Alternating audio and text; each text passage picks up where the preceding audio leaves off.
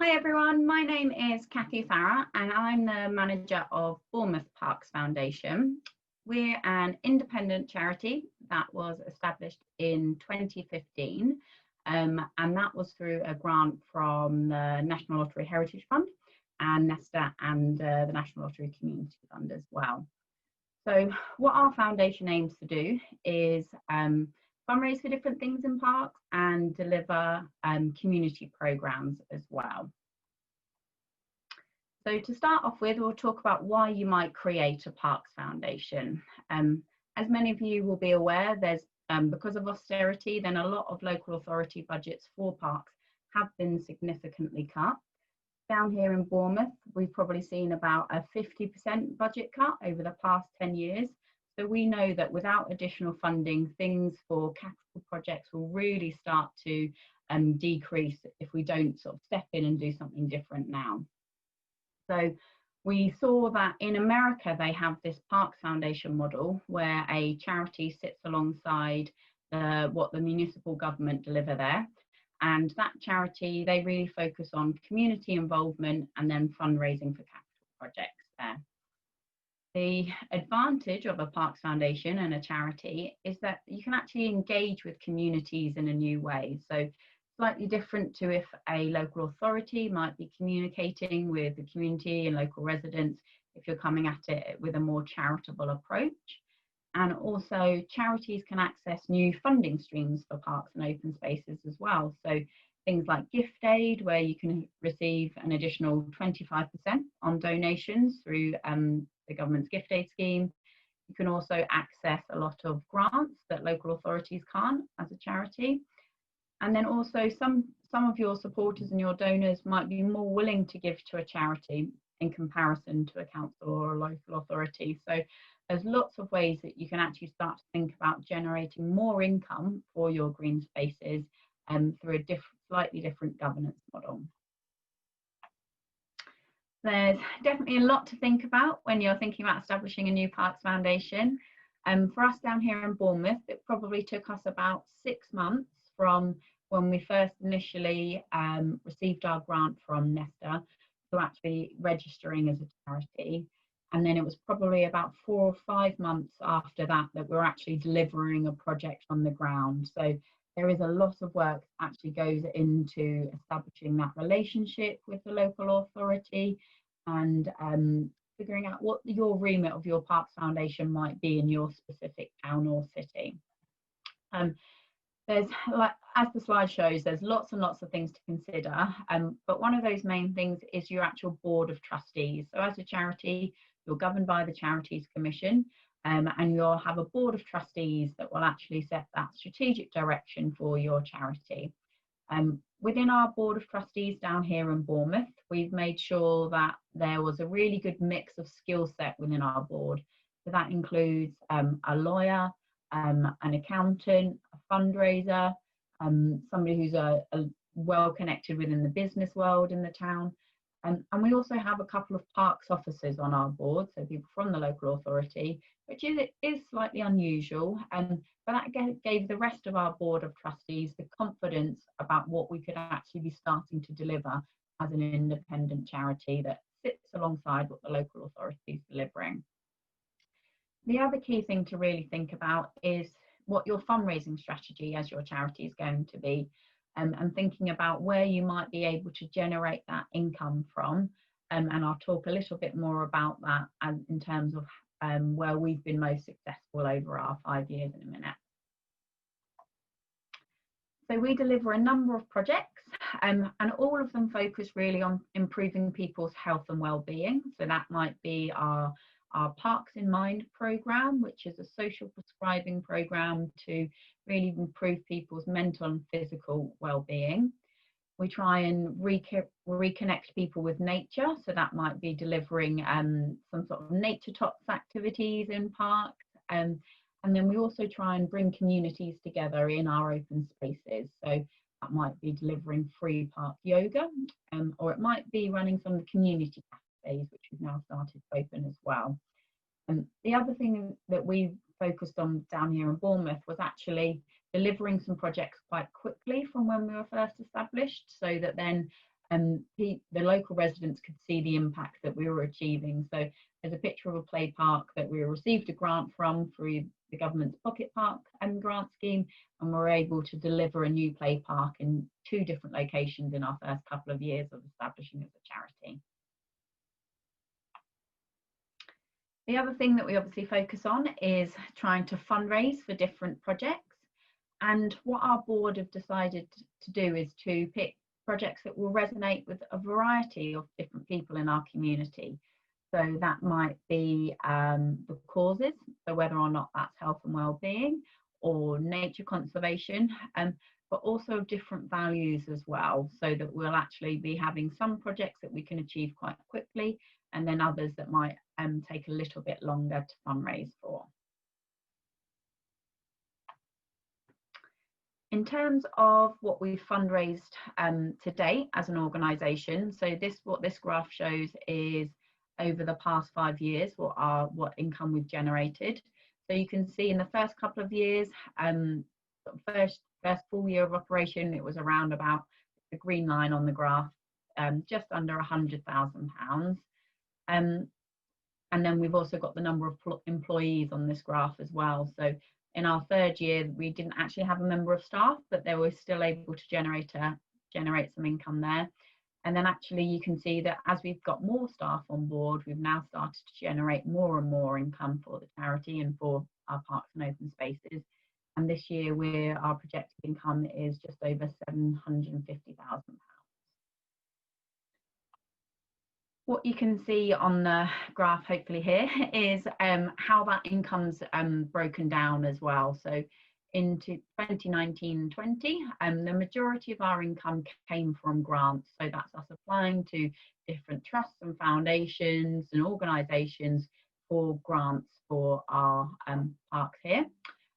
We've also received some significant donations from major donors that we've had relationships with. And then also trading, so that's from the community cafes that we facilitate.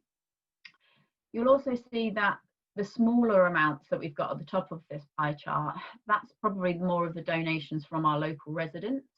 So that does only form a smaller part of our income mix, and that's because we're still a small charity and we're growing our reputation. So unless you have a big budget to perhaps really make people aware of what your organisation was doing, it will take time to start to get those donations from the local community. In terms of really trying to diversify our income mix, which is what all charities have to do, we've been working on a contactless donation project. So again, we've got a grant to actually facilitate this project through Nesta. And we knew that contactless donations were working really, really well in museums and in the charity sector, but all in an inside environment. Obviously for parks, we're all outside. So we wanted to see if we could actually prototype and develop the technology that would be weatherproof, that would be hard wearing and vandal proof, and withstand any sort of rain and that sort of thing that we know might happen in an outdoor environment. So we have been working with a technology provider to prototype it, and we've been doing it for about 2 years, and the research and development has come on significantly over that time, to the point where we can now, you'll see the polar bear picture on your screen, and somebody can donate on that unit, and then actually the polar bear's heart would illuminate. So actually there's a trigger mechanism within that donation unit that sends a trigger and actually signals audio and light technology there as well. So the polar bear's heart was beating when somebody made a donation. That unit there, we had it in a big Christmas Wonderland event that the council would always facilitate over the Christmas period. And we raised about £2,000 over a 6-week period. So fairly good return for us for that unit. What we're looking to do now is actually work with a contactless donation provider. So they'll actually start selling those units. And that should be happening from the beginning of next year. They're hoping to add that to their product suite. So then they'll actually be available to to buy for more organisations. So really pleased that we've actually been able to prototype a product, and now hopefully it will be seen in more parks and open spaces throughout the country. So I guess what this project showed is just that real need to diversify where all your income's coming from. And as I was sort of saying, but the majority of and the most successful thing for us has definitely been through trust and grants. And that's really where we're going to be focusing on and prioritising our time over the next couple of years as well. So thanks very much. That's all from me. Thanks, Cathi. That's great, and it's really interesting to hear, especially from Bournemouth as being the kind of oldest Parks Foundation in the UK at only 5 years, but just kind of how much that's changed over the years that you've been going. So I think that's fantastic, and especially that diversity of income is, as you said, is really great. So next up, we're going to hear from Acton-Campbell and Charlee Bennett from Bristol and Bath Parks Foundation about their work. Right, hello everybody. I'm Acton-Campbell from Bristol and Bath Parks Foundation. It's a photograph of me here with some of my friends in Castle Park in Bristol. I can move on. I'm joined today by Charlee Bennett, Foundation Director. So I'm going to talk a little bit about our story of developing the foundation, how we got to where we were at the beginning of this year, and then Charlee will take over and talk you through what our plans were for this year and how we're moving on in the future. So. Next. So we cover Bristol and Bath, so both cities. So we've got a huge range of parks. Parks to us are any public open space. So we've got formal parks, this Queen Square that you see here. But there's a huge range of parks and gardens in Bristol. And then just up the road in Bath, if we go to the next picture, there's another range of great parks in Bath. Some very historic parks. This is Lower Brae Gardens. There's the Royal Crescent and Royal Victoria Park, but a whole range of parks. And both cities as well have some very deprived areas. These are the sort of the jewel in the crown of the parks, but there's a lot of deprived areas with a lot of parks that really aren't in such good nick and do need some extra help. So that's what we're about. So we started talking about forming a Parks Foundation for Bristol back in 2017 actually. I'm a volunteer with a Friends group in Bristol, Friends of Troopers Hill. I'm also part of Bristol Parks Forum, which is a grouping of all the Friends groups in Bristol. And we heard about the Rethinking Parks, that it was available. We saw some of the information about the foundation. We'd seen some of the stuff that Newcastle were talking about. They were talking about a charity which was actually going to run their parks. We weren't convinced that having a charity running parks was the right thing, but we did think that a charity that could raise some money and help the parks in Bristol would be a good idea. We spoke to Michael Rowland down at Bournemouth, and he just heard from Cathi, and Michael was very inspiring and really persuaded us that it was the way to go. We then also, through the Parks Department, I mean, this was an idea that came very much from the Parks Forum, but obviously we spoke to the Parks Department, and through them we also talked to Bath and decided that the way to go was to have a joint bid. And a lot of the idea was that if we're going to have the costs of setting up a charity, then setting it up across Bristol and Bath should perhaps give us sort of twice the reach in terms of donors, without actually increasing the cost. So we thought it was a really good idea, and it's been really interesting getting the two cities, the Parks Departments in the two cities, talking together and working together, and that's really been one of our successes. So yeah, through Nesta, the Rethinking Parks, we did our stage 1 application, got through that. We did a visit to Bournemouth, and we took with us Councillor Asher Craig from Bristol, who's the Deputy Mayor with responsibility for parks, also a councillor from Bath. And we went and spoke to the Bournemouth councillors, and it really is important that we got the councillors on board. Bristol's very much a Labour authority at the time. Bath was Tory, Bournemouth was Tory. Bath is now a Liberal Democrat, but we've got support from all the parties, and also the Green Party in Bristol. So it was part of that process at that time was very much making sure that we got the political buy-in and political support for what we were doing. We were lucky enough to get shortlisted, and then in July we were able to announce that we were one of 8 bids to get the Rethinking Parks, and we were really pleased to get that. So one of the things that Michael Rowland had spoken to us about when we talked to him in Bournemouth was that what we really needed to do was get a project manager appointed as soon as we could. So as soon as the public announcement came out, we got a job advert out, and we were really pleased to get Sue Sanctuary appointed as our project manager. Sue's did a great job through 2019. If we go on to the next slide. Yes, we got the grant. It was 193,000, gave us 2 years. Project manager for the first year to get everything set up, and then we were going to recruit a foundation director for year 2.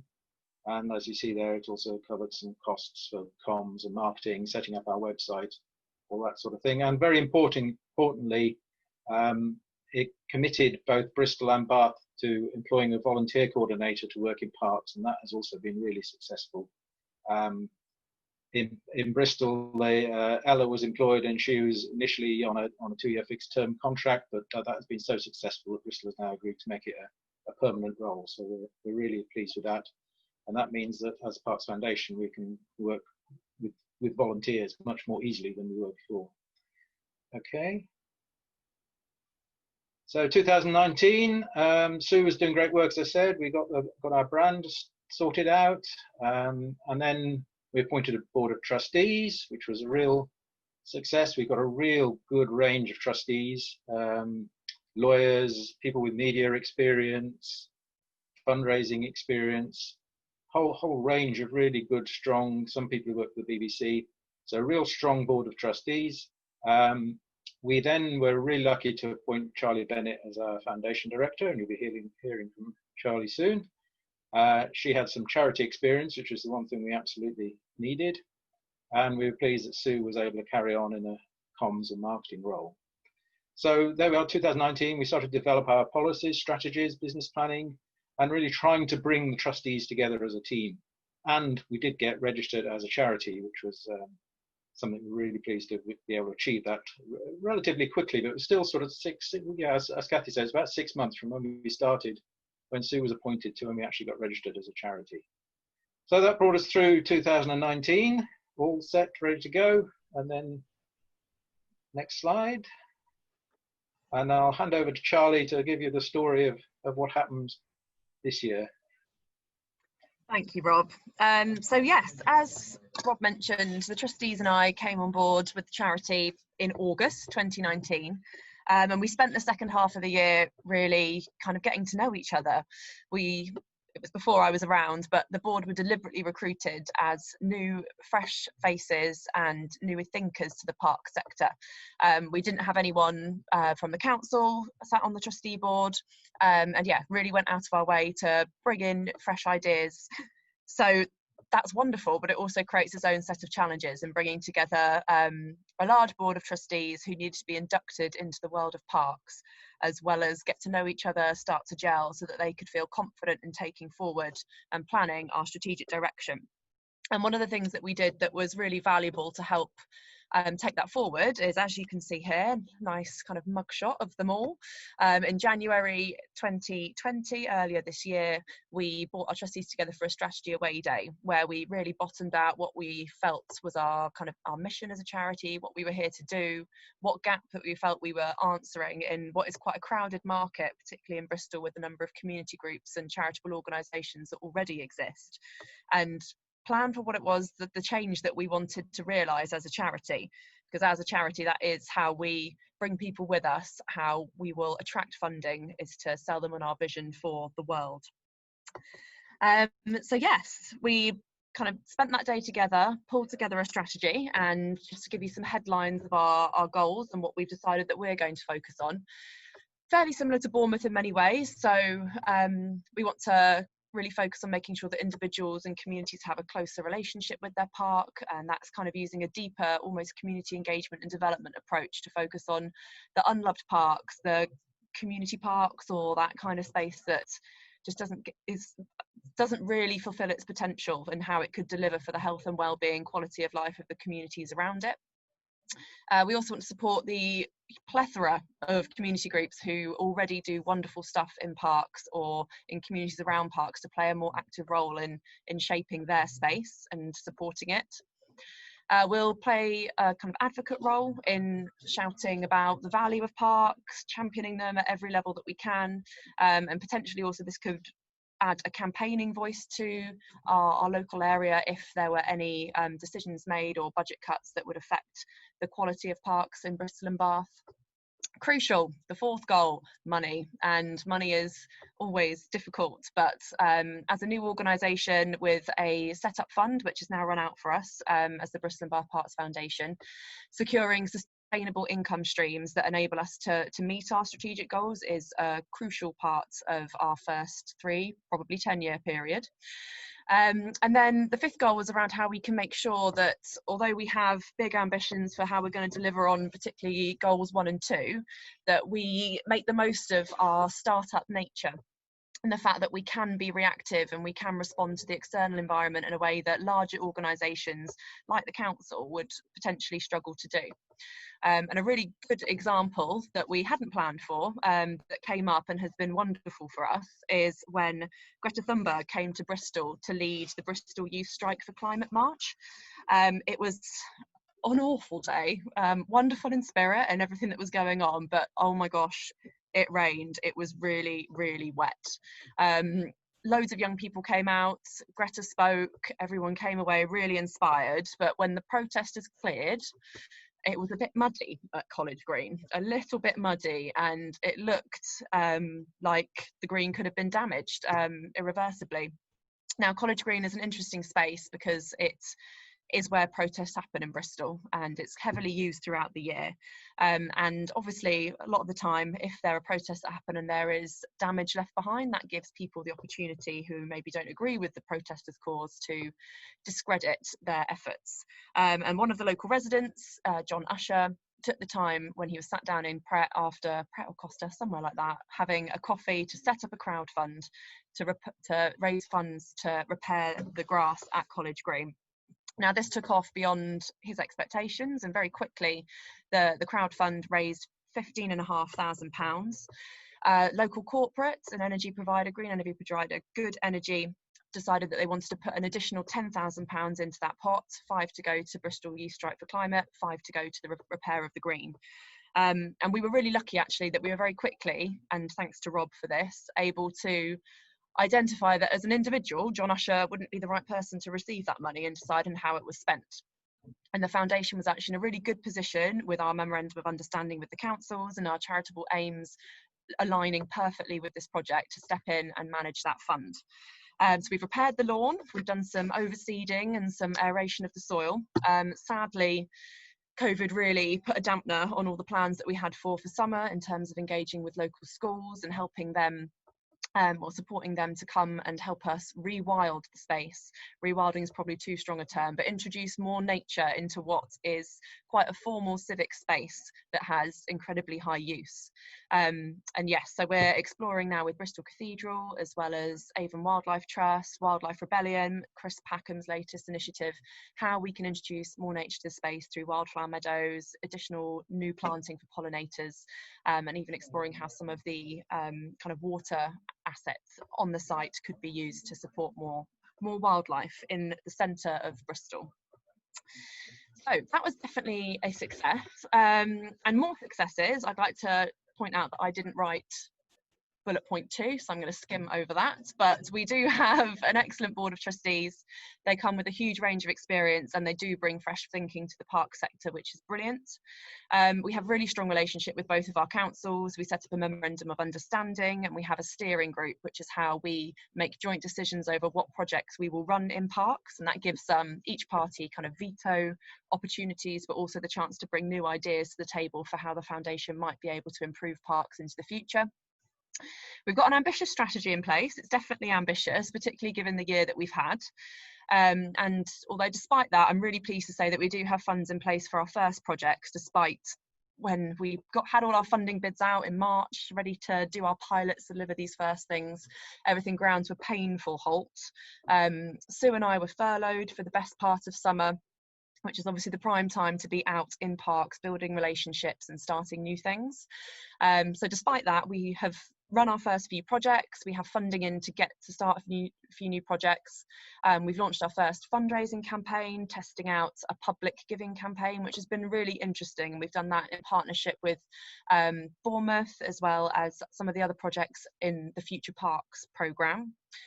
And despite all of this, we've raised 76, nearly £77,000, not including the Nesta grant, because we don't think we can count that really in our income targets, towards the projects that we want to run across Bristol and Bath. And it was a long slog, but we got our first big application in to the Heritage Lottery Fund for the DEFRA Green Recovery Challenge Fund. And just to give you a bit of an idea, I'm sorry I popped this in, Cathi, as you were doing your talk, but just to give you an idea of where our income has come from, like Cathi and Bournemouth, the vast majority of it has come from trust and grants, and the vast majority of it is restricted. So we've had some success with receiving kind of donations, and that was largely through the crowd fund, the £15,500 that came through the Greta project.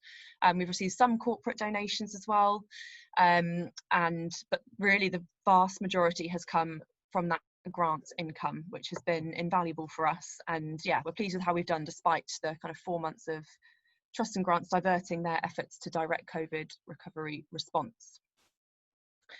Yeah, the challenges that we faced, we have a big board of trustees, and I think, as we've mentioned, getting them feeling confident with one another and gelling so that they can take on initiatives and do things off their own backs has been, it's just taken longer than we anticipated it would.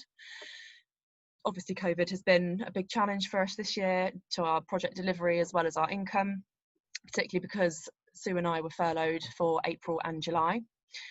And one of the biggest challenges, I suppose, overall is that there is no magic money tree. You have to invest in fundraising to make fundraising work. And one of our key challenges at the moment is how we're going to support our core office costs beyond mid-2021. And that is an ongoing and live challenge that we're working through at the moment. One of the challenges that doesn't help that is how much councils are now under pressure in terms of their budgets. There is a reduced availability of grants because grants have rediverted their funding to other priorities, although many of them are getting back on track now. And with businesses and individuals uncertain about the future, a likely recession coming, fundraising for the charity sector is harder overall, and all charities are experiencing that. But there are huge opportunities. Parks have never been more topical than they are now, with people experiencing their local green spaces, rediscovering them. The time feels right for parks to have a resurgence, is the wrong word, but they're at the top of people's everyday lives in a sense, which often they aren't normally. And there has been that acknowledgement nationally, and particularly in Bristol and Bath, both of our councils have declared ecological emergencies and climate emergencies, which gives us an excellent hook to frame a lot of the work that we want to do. And of course, we're working closely with the Bristol Future Parks project as well to explore how we work better with the council into the future, to help them realise some of their ambitions to make parks, to look at the way that parks are managed into the future. That was it. Great, thank you, Charlie and Rob. I think one of the main things that came through from the presentation that you guys gave was the amount of partnerships and that kind of importance of partnerships, and yeah, really kind of making the relationships and making them work, which isn't necessarily always very straightforward. So it's yeah, it's really great to hear that. So next up we have Emma Trickett from Leeds Parks. Hi everybody, my name's Emma Trickett. I am from Leeds City Council Parks and Countryside Service, and I'm going to talk about Love Leeds Parks Rethinking Parks project. So to give you a bit of background, what is Love Leeds Parks? It's a charitable initiative which supports community-led enhancements to public parks and green spaces in Leeds. So it's about improving parks and green spaces basically. There is a large element of fundraising in Love Leeds Parks, but we never saw it as a substitute for local authority funding. The idea is that it's an opportunity to add value. So what we've focused on over the last 2 years of the Rethinking Parks project is promoting Love Leeds Parks, ensuring people know who we are and what we do, and encouraging individuals and businesses to make philanthropic donations. The various reasons that we think people might be interested in donating are listed here, but there's lots of reasons. So it might be as a memorial, it might be to contribute to a project they're keen to see happen, it might be for philanthropic reasons, or it might be to demonstrate corporate social responsibility. All of those things are reasons why people have donated to parks and green spaces in Leeds before, and we thought that by setting up Love Leeds Parks, we might be able to inspire more people to do the same in future. So a little bit of background about the partners that we work with in Love Leeds Parks and the structure of the organisation. So there's three main partners: Leeds City Council as the main landowners of public green space in the city, Leeds Parks and Green Spaces Forum representing the community, and local charity Leeds Community Foundation. So Love Leeds Parks isn't a charity in its own right, it's actually one of the charitable schemes that Leeds Community Foundation hosts. So I'll tell you a little bit more about that as we go on, but yes, we are just one of the funds that Leeds Community Foundation manages. We're not a charity in our own right.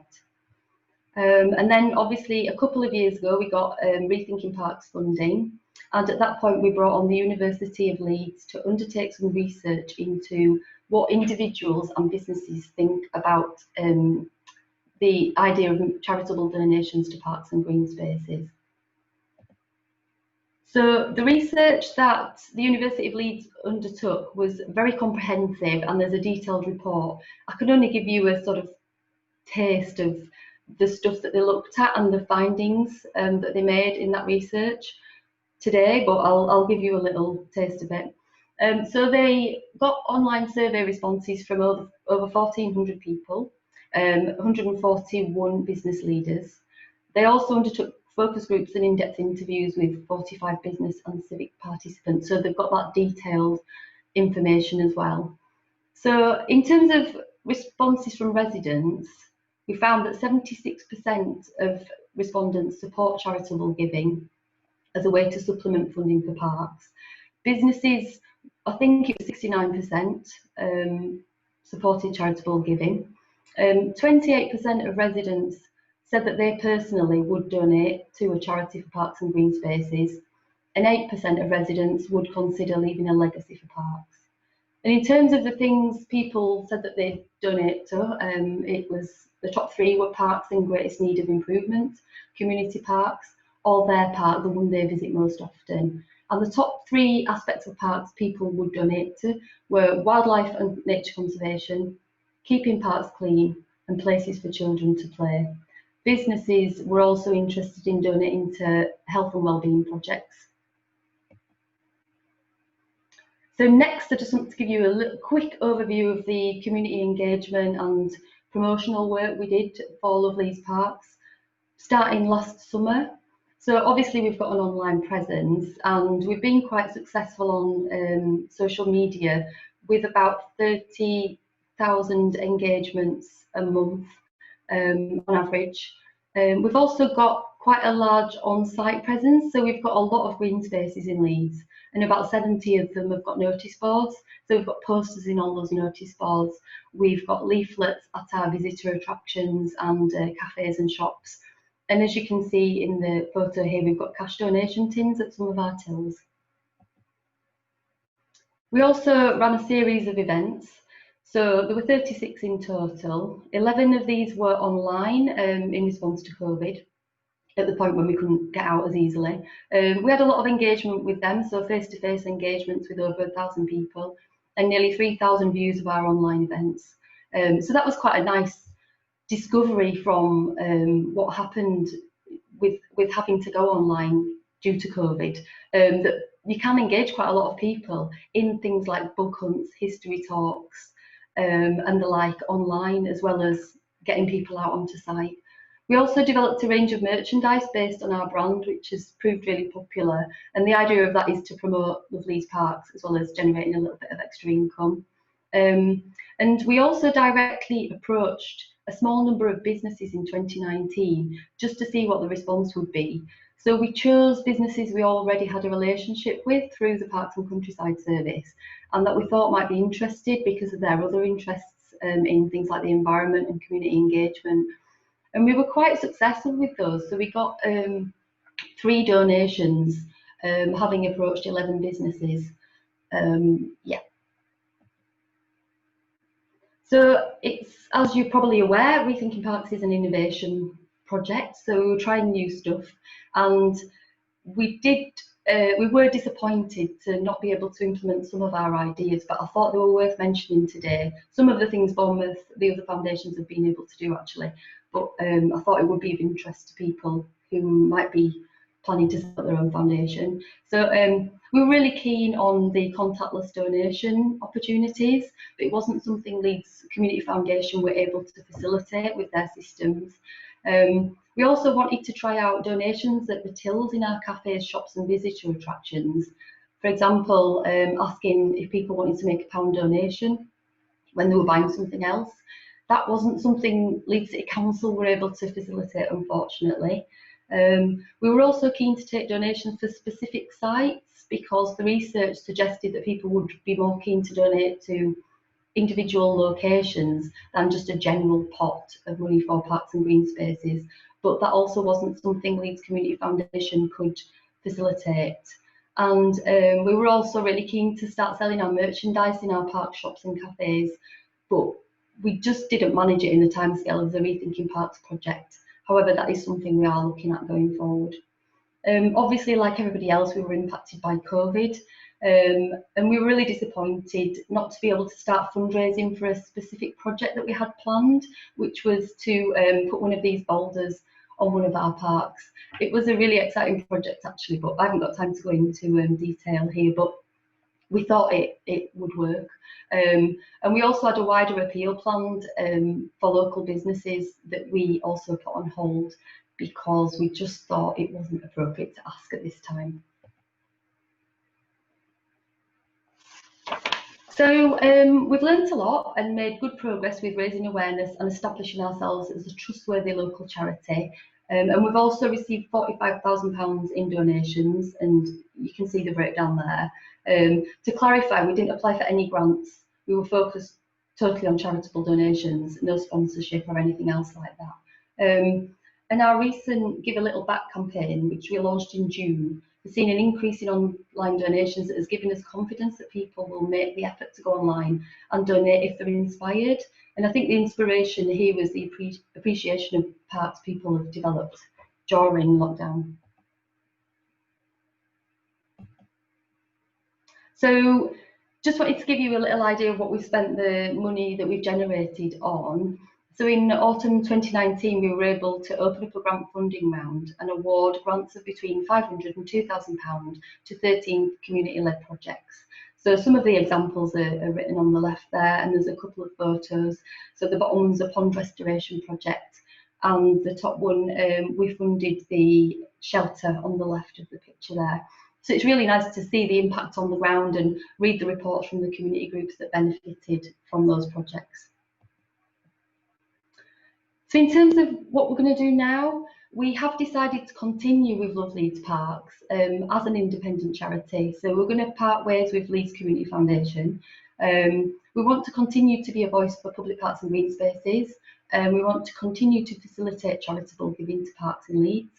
And we want to develop the community engagement and empowerment aspects of Love Leeds Parks.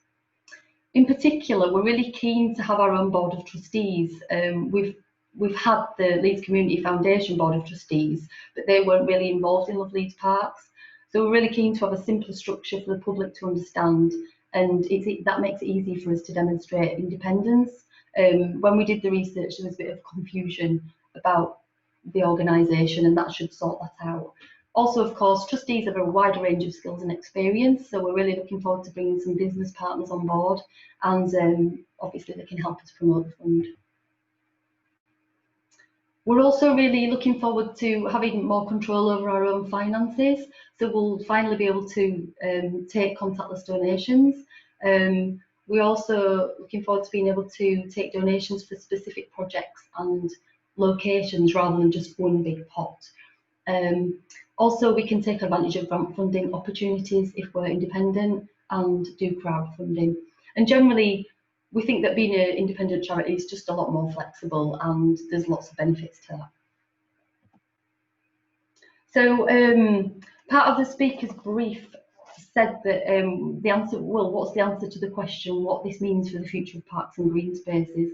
So I think from just the perspective of Love Leeds Parks, it's a little bit early to say, but we think the Parks Foundation idea does have potential as a new way to engage communities with parks and green spaces and generate some additional funding to improve them. And I think the quote from Nesta, the Nesta Foundation booklet that we've got here reflects how we see Love Leeds Parks. So fundamentally, the goal of the Parks Foundation is to help a range of parties collaborate around a common desire to make parks wonderful places for local people to use. That's it. Fantastic, thank you, Emma. That's really, really interesting, and it's really good to hear about a different format for the Parks Foundations as well. You know, something that isn't necessarily an independent foundation, but is exploring a slightly different approach. So just for the last 10 minutes, I just wanted to kind of have a little bit of a Q&A and just pick up some of the questions that we kind of have been most pertinent to discussions that we've had people in the park sector. So this is kind of for all of you to respond to. So given that you've mentioned some of the challenges of COVID and the sort of obviously some of the benefits of there being a lot more interest and awareness of parks, but also challenges for fundraising, I just wondered if each of you could maybe suggest or talk a bit more about how your fundraising and income strategy has been affected by COVID and kind of what you've done about that and any sort of opportunities that you've seen at the moment. Who wants to go? Can you actually, oh, my screen's frozen. Can you actually, oh, you've come back. Can you see me? Just, I'm assuming this bit can be edited out. Yeah. No, we can't see you. We can hear you really well though. Yeah, okay. I could talk about COVID without you seeing me. Obviously it impacted on us in that we had a couple of fundraising campaigns ready to go, so we were really disappointed we weren't able to do them. But it was interesting because then we decided after a couple of months to launch our Give a Little Back campaign, which was actually really successful. People really had appreciated parks during lockdown, and they were interested in genuinely interested in giving something back. So that was quite successful, and it gained quite a lot of media interest as well. Radio Leeds had the charity down as their charity of the week. So it worked. It was quite interesting. It was an interesting opportunity. That's great. The screen keeps freezing, so I can't tell if you can hear me or not. Yeah, we're fine. I think from our perspective, we've always been very eyes open and knowing that trusts and grants and foundations were going to be our priority income stream, at least for our first 3 years, while we develop other more diverse income sources that will be more kind of sustainable into the future and won't be reliant on trusts and grants. But it takes a long time for a new charity to establish those income streams. And really, we have just got to be more realistic in some senses about what is going to be feasible in terms of that income generation. We did originally have corporates as one of our key sources of income, but as a new charity with limited connections already, that is going to prove more challenging. And to help mitigate that, we are holding a workshop with the Real Ideas organisation to help identify what social enterprise and trading opportunities the foundation might be able to optimise on, which will enable us to generate that ideally unrestricted income in a way that is less dependent on funding priorities and hopefully will outlast any recession that we might be going into. Obviously, that's a lot that it needs to do there, but we're hopeful in that sense. So yeah, trust and grant foundations, I think most charities do prioritise that in the first kind of strategy period that they move through. I think the thing I'd add to that is we were also determined to get some small projects actually happening on the ground to demonstrate that we were actually doing something, and the Greta visit had given us a real opportunity for that, to get something in College Green right in the middle of Bristol. But the lockdown just came at the wrong time, and then we weren't able to get engaged with schools as we planned. So that was really frustrating, that we were sort of all ready to go and then just suddenly had to stop.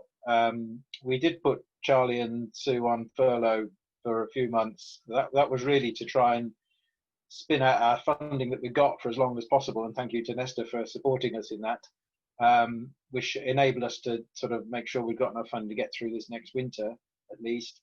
And we have now managed to get some projects started, so we have done some work in Bath, a flight of steps in on one park, so we have at least got something now we can show photographs of. This is what we're doing, and we're hoping some work in Bristol starts soon as well. But yeah, that was the main frustrating, not being able to get out there and actually do things in parks was the challenge. From sort of Bournemouth's perspective, we were actually fairly fortunate that we were recruited a fundraising manager. She started on the 1st of April, so right in the middle of lockdown, so doing a virtual introduction. That was interesting. But it actually meant that I had a resource then that could purely focus on fundraising. And one of the projects that we deliver is an ecotherapy project. So typically we'd have been getting out and about into our parks to support people's well-being. But actually we changed the focus of that project. And that project leader was still running activities, but all online for those sort of service users. So in terms of fundraising priorities, I asked our fundraising manager to then really, we could be applying for those COVID response grants because we'd been able to change the angle of our project that we were delivering. So we were able to be fairly successful, probably from 3 different trusts and foundations at that time. And actually we've gone written some grants to expand that programme now, so just waiting to hear back from funders about that. And I think the other thing that COVID gave us an opportunity to do was really, we did a fundraising campaign over sort of August, beginning of September time, and actually we're sort of, the messaging of that was actually, parks were really there for us during lockdown, so now it's then, the community's chance to give back. So, and actually we had a really positive response to that. So I think completely you have to consider and change what your income generation is going to be, but also think about what opportunities it could bring as well. Great, thanks everyone. And I can see that sort of enhanced awareness of parks has really meant that there is something to sort of maximise on as far as people really caring about all their parks and green spaces and wanting to give a bit back. So it's good to hear about that. I guess I know each of you talked about sort of trustees and partnerships, and I just wondered if you could tell us a bit more about kind of how you develop a board of trustees or a board of advisors that can balance the relationship with sort of key stakeholders like the council, but also still really have an eye on the kind of community engagement and the parks users, and just how you balance that. It'd be good to hear a bit more about how you manage that. So shall I kick that off? One of the things we spoke about when we were sort of putting the plans together was whether we should have, A, council officers as trustees, and B, councillors. We realised there would be an issue with councillors in that we're covering both cities as 2 councils, so each would want to be represented, and then they would get into an argument about political representation and whether that was balanced and so on. So very early on, we decided we didn't want councillors, but the other reason for that was, as well as that sort of political balance, we didn't want to appear to be political, and we really did want to be independent of the council.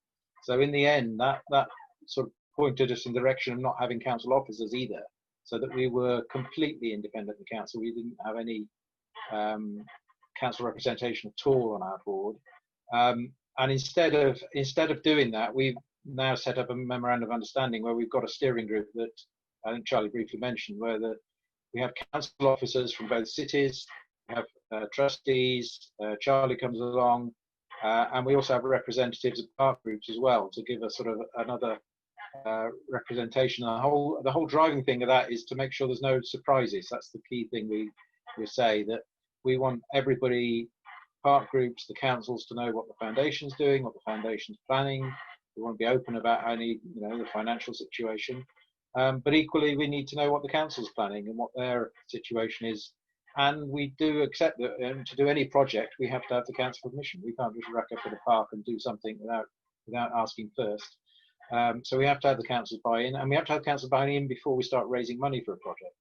There's no good raising, going to the public raising money, and then the council says, "Oh no, you can't do that." Or so yeah. So that's how we've dealt with that issue of getting council representation and having. There's been a discussion as well about sort of the democratic situation, whether we're just doing things without democratic mandate. But again, that steering group is where that comes about. And we still have a really good relationship with Councillor Ashcraig in Bristol and with the councillors in Bath. So that's really good as well.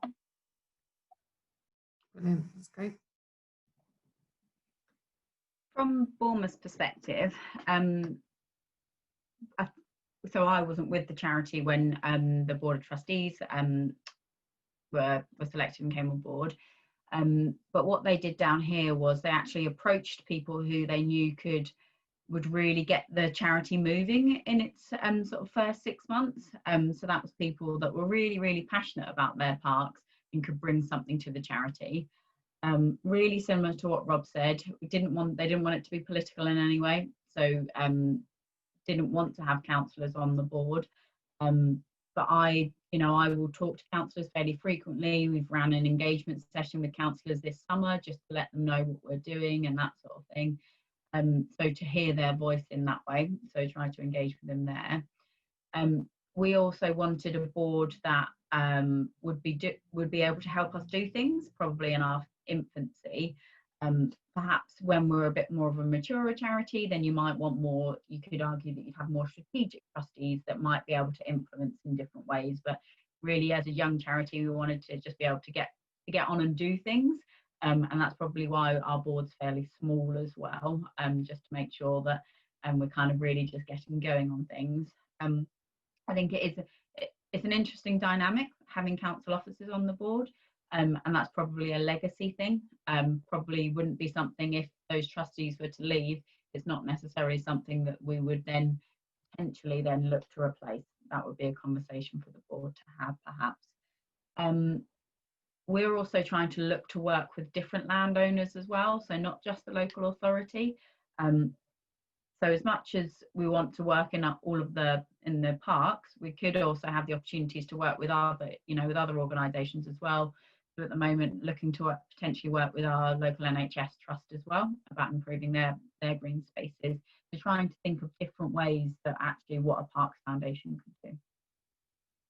Great, that's fantastic. And Emma, was there anything on that point from you? I appreciate you're in the council and they're looking to set up an independent charity. So it'd be interesting to hear your. Yeah, I mean, we're at a very early stage. We've got some initial, we're calling them holding trustees. So most of them are from the steering group. And we're really keen to diversify. So I feel like I can't speak from experience about getting together a group of trustees and then working together. But we do intend on having the council involved in the board of trustees. But maybe going forward, that won't be so relevant. But the council's put a lot of resources into this scheme, and I guess having the council involved means that support can still be there. So that's our thought. Yeah, and I guess for you, you're in that sort of transition period, aren't you, where like Cathi said, when the charity first starts, you kind of have more people on the board potentially, and then as it moves and grows, it might sort of change. So I think, yeah, it's good to hear that all the different perspectives. Right, well, that's all we've got time for today. So I'm going to wrap it